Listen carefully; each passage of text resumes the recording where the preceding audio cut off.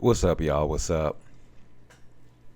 Welcome to the Pugilistic Linguistics Show. I am your host, Michael Foster, the voice of reason in an increasingly unreasonable world, and I am back.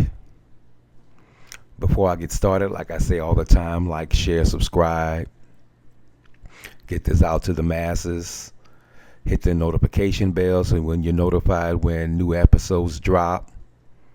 Do it all. Let's get this blown up in 2026. So, I'm going to go and rant about today's society like I normally do. And the thing is, today's society gives you so much to rant against as a so-called old head. I'm firmly in Generation X. We just did things differently. We have a different mentality on things that today's society dwellers don't have. There's a running joke that Generation X is the last feral generation. We are. We are truly feral. We took care of ourselves for the most part. Our parents worked. So we were the latchkey kids. That was the phrase given to us when we were coming up. We were the ones who walked ourselves to and from school, and we let ourselves in, and we were home alone for hours until our parents got home from work.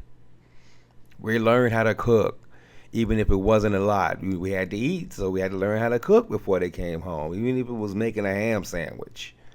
We learned how to do some things. We had to. It was mandatory. It was a different time. Things weren't handed to us on a silver platter. We were the Nintendo generation. That's what occupied our time. That was our tablet, Super Mario Brothers.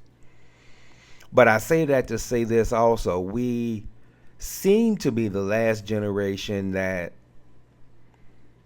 appreciated things, or better yet, not appreciated things, more along the lines of we understood our place in the world and where we fit in it. Now, I'll explain what I mean by that as I go through this episode. But we understood our place. It wasn't all about us. We knew that there were other people involved in society. And we adjusted accordingly. So in research for this episode, I was going to talk about one specific case to show and to illustrate how totally screwed up this generation is. And this story came across my timeline again a few days ago, and I sparked the idea to do this episode. But for the life of me, I couldn't remember the guy's name involved. So I just Googled, and I was amazed at the results. Now, what am I talking about? Well, there was a case towards the tail end of last year, actually, of a man who was walking down the street, and it was this woman who had her head buried in her phone, was crossing the street, and it was a car coming, and she didn't see the car coming.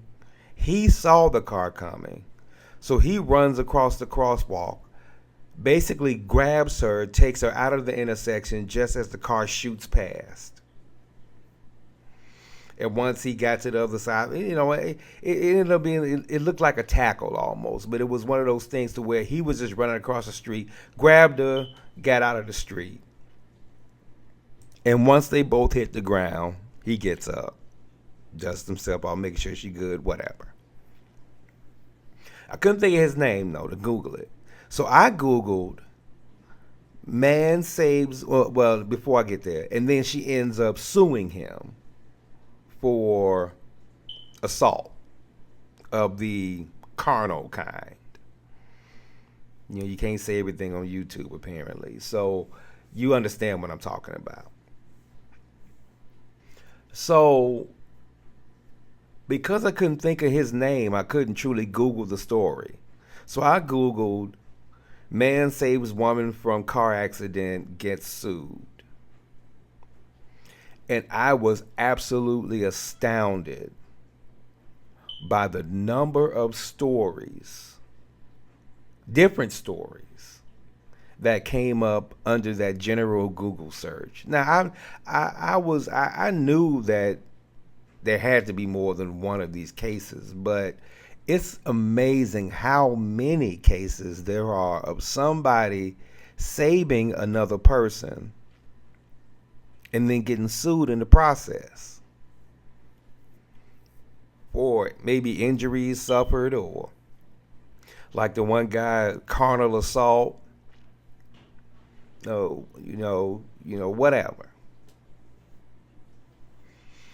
And my mouth just fell open because what is wrong with people to where you save their life and they turn around and sue you? Now, I didn't admittedly dig into all the other cases just because I was looking for one specific one. But the fact that there were so many different cases of somebody getting their life saved and then suing the lifesaver in the process, that's just absolutely sickening. So let me talk about the case that I was looking for. A guy, Daniel Reed, saved this, I think her name was Jessica Moore, saved her life because that car was barreling down the street because it's on video. I don't quite know how it's on video. I don't know who was taking the video, if it was surveillance or what. But the entire incident is captured on tape. She's walking across a crosswalk with her head buried in her phone. Now, first of all, if you're crossing a street, why aren't you looking to see who's coming? Why aren't you looking to see if you're safe? To check your surroundings? It's one thing to walk down the street with your head buried. What's the most you're going to do? You'll bump into somebody, or maybe get hit by a bicyclist or whatever. Run into a fire hydrant, fall into a hole, whatever. But if you're crossing a street, how are you not paying attention to your surroundings? Once you cross the street, put your head back in your phone. I don't get it. But anyway, he sees this thing unfolding. He sees her walking into the intersection. He sees the car coming. He risks his life because he could have gotten clipped. Running across the intersection and running across the crosswalk, grabs her, gets her out of the street just as the car barrels through the intersection. Now, I don't understand why the car didn't slow down. Were they not paying attention either? I don't know. But it's irrelevant.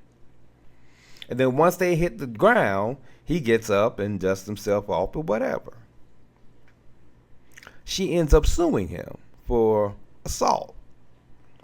And her attorney had the nerve, the intestinal fortitude, the unmitigated gall to say, even in an emergency situation, you don't have the right to touch somebody without their consent.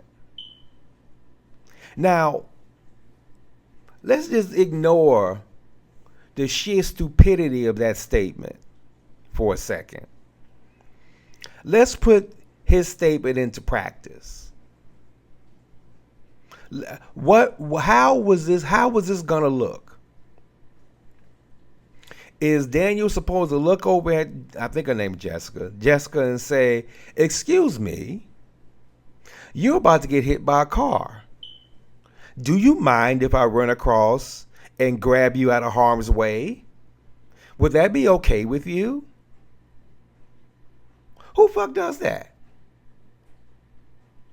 Do you legitimately, attorney, think that's realistic? Do you legitimately expect that to be a thing? Pardon me, but do you have any Grey Poupon or some shit like that? No, that man saw danger. He jumped into action. And then she want to act like he was spilling on her after he saved her life. And thankfully, the judge had good sense, had common sense. Because essentially he said, "You got to be fucking kidding me. This man saved your life and you didn't even give him a thank you?" Now, I don't know if this is a woman thing. I don't know if this is a 2026 society, millennial, or whatever generation is nowadays thing. I don't know what the root cause of this is.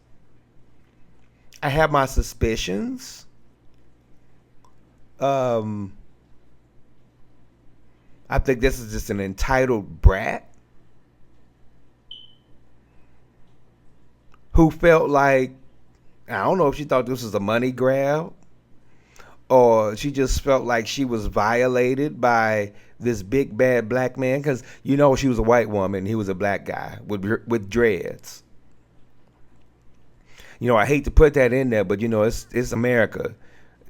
You can't have a situation like this without race being involved.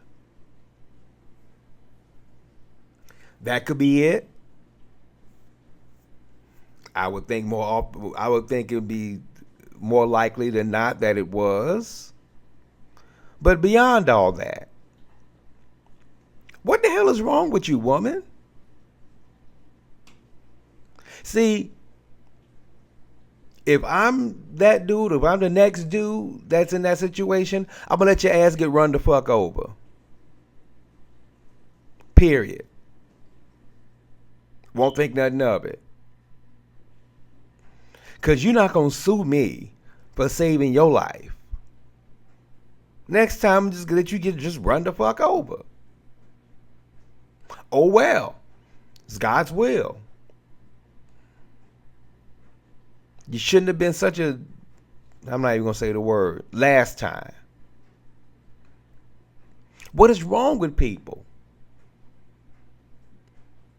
First of all, just the sentiment to say, I'm so important that you can't touch me. Now, don't get me wrong. I'm not saying you need to go off and just touch everybody you see. But we are human. And some people are touchy-feely. And some people give hugs. And some people like to put their hand on your shoulder. And some people like that. I mean, I know some people don't like it, and I get that. But in this extreme situation, what would you have liked for him to do?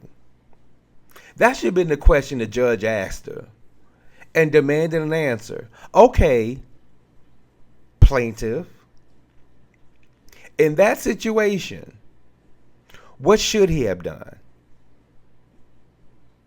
And see what she had to say about it.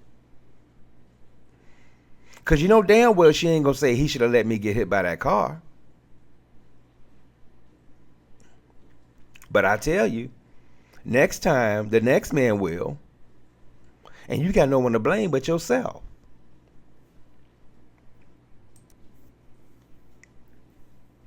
I think look, I'm going to just give it to you how I feel it. I might be off base. I might not be off base. But I think she saw this big bad black man with dreads and she thought her life was in danger. Never mind that damn SUV barreling at her ass. When she realized what happened and realized who it was that did that, she now, quote unquote, feared for her life. No, motherfucker, you should have feared for your life when you was knee deep in that SUV. That's when your life was in danger. Not when the man saved you. That's just bananas to me. And then what's even more bananas to me, like I said before, that wasn't the only one that popped up in the Google search. Which leads me, which means that there were more people out there that are ungrateful as hell that you saved their lives. Now they all weren't, car accidents and guys, whatever. There were a couple of them that somebody administered CPR to a person having a heart attack, and I think he cracked a rib or something, and she sued for damages. Now again, I didn't dig into the case. I don't know the resolution of it, but you're dying. I know how to do CPR. I saved your life. Yes, I understand there might have been an injury. That wasn't my intent. My intent was to save your fool ass life. And you gonna sue me for it? Next time I'm gonna let your ass die. Then you can't sue anybody. You gotta be kidding me, y'all. That's why some states, I don't know if it's all states, but I know some states have what they call a Good Samaritan law. If somebody goes out of their way to save your fool ass, you can't sue them. That should be common damn sense. I saw another case. Like I said, I didn't dig into them because I was looking for one specific one. But I saw another case where the dude was choking in the restaurant. This cat gives him the Heimlich maneuver, dislodges whatever the issue was, but the guy was hurt a little bit. Well, given the nature of the Heimlich maneuver, that kind of happens. That's not a pleasant thing. If I can just pat you on the back and have it come out, cool. That didn't happen. You were choking. You were turning purple. And then you want to sue? Next time I'm going to let that piece of steak take your ass out. And this is why we get into the place that we are in society. And that's how I started about this Generation X thing. This isn't a Generation X phenomenon. If somebody in my generation life is saved by a good Samaritan, the last thing we would do is try to sue them. Notice, it's all these younger folk, this millennial Generation Z and Alpha and all these other damn names of it's these folk that are ungrateful as hell. We understood our place in the world. We are one of billions. And we are all in this together. We understood that, Generation X. We understood that. These folk nowadays are just islands. They don't want to be touched. They don't want to be talked to. They don't want to be this. They don't want to be thatted. So next time I'm going to let you die. How about that? No, I'm not going to do CPR on your ass. Have that heart attack. No, I'm not going to do the Heimlich maneuver on your ass. Let that piece of steak take you out. No, I'm not going to do it. It's not worth it. It's not worth it to be a good person anymore. It's not worth it. Like they say, no good deed goes unpunished. It's not worth it. Why would I? when the threat of a lawsuit, and then the killing part about the threat of a lawsuit is you're now left to the good sense of the judge. If the judge ain't got good sense, you in trouble. Thankfully, the judge in this case that I was talking about was an older guy, probably in my generation, saying, "You got to be kidding me." So we used to be all in this together. We aren't anymore. And you know what? Fine. If that's how we want to do this, fine. It's sad. It's a sad state of affairs. It's ridiculous. Just I don't know. I just shake my head. We just did things differently when I was coming up. We behaved differently. Nowadays, these folk don't know how to act. So, I don't know. I just hope I'm never put in that situation because I think my instincts would say go help, which will instantly put me in some kind of jeopardy. Put me in jeopardy. Which is the saddest statement of all. The fact that I would jump in to help puts me in jeopardy is the saddest state. The saddest thing. Really is. But oh well, it is what it is. So this is one of two I'm going to be doing today because I got another one that's just itching to come out. So